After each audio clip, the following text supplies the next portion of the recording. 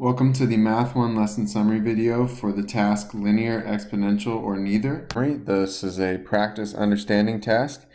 The purpose of this task is to determine whether functions are linear or exponential from multiple representations. So given a graph or a verbal description or a table, we want to be able to decide, are we looking at a linear, exponential, or something else, which in this case we'll call neither. So to recap, first of all, some of the main ways we can tell that a function is linear is that it has a constant rate of change. That's the number one way. And you can tell that that would be a straight line on the graph, or there'd be a constant difference between terms in the table. Or in the verbal description, there would be some kind of description that indicates that it's a constant rate of change, such as Timmy works making $7 an hour. That's a constant rate of change because it's $7 every hour. On the other side, so you have graphs that look like, for linear, you have graphs that look like this straight line here or here. It doesn't matter whether it's going up or down. Exponential is going to have a constant ratio between terms, which we've called the common ratio from geometric sequences. It's going to have an exponential curve shape. So you'll notice we have an increasing exponential curve or a decreasing exponential curve. And it could look like either. But just because it's curved doesn't mean it's exponential. It has to look like one of these two things. So notice how they look, how they come close to the x-axis but don't cross it. And so we'll continue to reference back to that. So first up, we have a scenario of a tennis tournament, and the question is this linear, exponential, or neither? So if I was to suppose that it was linear, I'd say, okay, the difference here from 64 down to 32 is 32, but then it's only 16. So instantly I can tell it's not linear because it's not a constant difference. But is there something I can multiply by every time that's going to get me from one term to the next and the y values of this table? And the answer is yes, it's multiplying by 1/2 every time. So we know that this is exponential.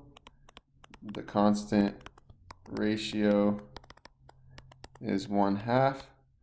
So that's one reason I was able to tell that it's exponential.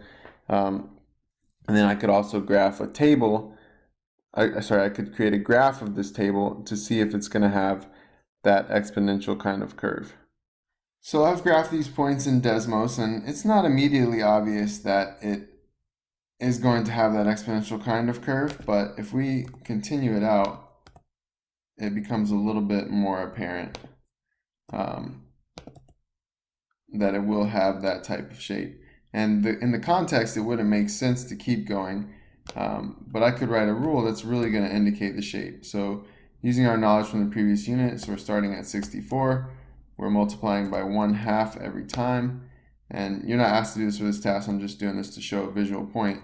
So b raised to the x minus 1 power. And now you can really see that exponential curve shape that fits through all those points. So we had a constant ratio of 1/2, and the graph has exponential shape. Those are our two reasons. And let's look back at the exponential shapes again. So notice how those two curves look. So number 5, the question is, does that curve look like either of these two curves? And in terms of shape, it does, but in terms of the properties of having a y-intercept and not touching the x-axis, this is actually quite different. So even though it has a curve, it's neither. And so we could say, when it says y, we could say exponential functions don't have x-intercepts. That's one distinguishing factor. So notice how both of these exponential graphs up here, they never touch the x-axis. Therefore, they don't have x-intercepts. All right, and then going to number 8. So we have another scenario where we want to check from a table. So we can see it's decreasing by 23 down to 5. That's 18. Went down by 18. And down by 18 again. Down by 18 again, and down by 18 again. And that was for changes on this side of 2. So if I want to find the constant, we can see that it is a constant rate of change. if I want to find what that is as a unit rate, that would be negative 18, it went down for every 2. Negative 18 on the y, it went down for every 2 it went up on the x.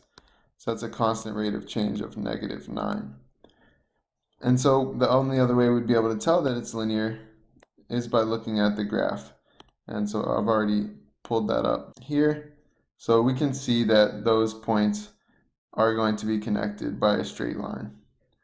So it is a linear function. All right, and so that takes care of this video. You would have several other problems to do, but hopefully this gets you started and you're able to finish it. And then check in with your teacher tomorrow. If you need help specifically with the Ready, Set, Go homework problems, check out the Ready, Set, Go student support site in Canvas.